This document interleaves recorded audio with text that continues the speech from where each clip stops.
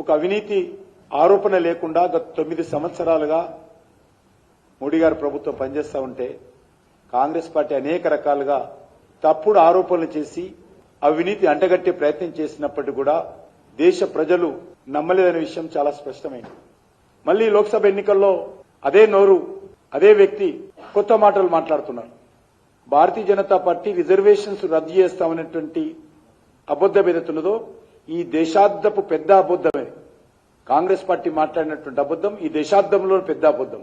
అసలు కాంగ్రెస్ పార్టీయే ఈ తెలంగాణలో బీసీ రిజర్వేషన్ నీరుగార్చింది. అంబేద్కర్ ఆశయాలకు విరుద్ధంగా రాష్ట్ర ఉన్నత న్యాయస్థానం తీర్పుకు విరుద్ధంగా మతపరమైన రిజర్వేషన్స్ అమలు చేస్తూ బీసీలకు విద్య ఉద్యోగ రాజకీయ అవసరాలలో గండి కొడుతూ ఈరోజు భారతీయ జనతా పార్టీని విమర్శించేటువంటి నైతిక హక్కు కాంగ్రెస్ పార్టీకి లేదు. ఈ దేశంలో అత్యున్నత నుండి పదవుల నుంచి మొదలు పెడితే ఎమ్మెల్యే అభ్యర్థుల వరకు కూడా భారతీయ జనతా పార్టీ అన్ని రకాలుగా ముందున్నది. బీజేపీ ఒకసారి రాష్ట్రపతి చేయడానికి అవకాశం వస్తే ఎస్సీను అయినటువంటి ఎస్సీ సామాజిక వర్గానికి చెందినటువంటి రామ్నాథ్ కోవింద్ గారిని మేము మొదటిసారి రాష్ట్రపతి చేశాం.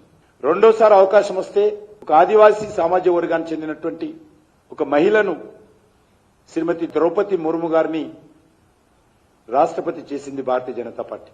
దాన్ని కూడా ఒక గిరిజన మహిళను ఆదివాసీ బిడ్డను రాష్ట్రపతికి మేము ప్రతిపాదిస్తే దానిని కూడా అడ్డుకోవడం కోసం అనేక కుట్రలు పన్నింది.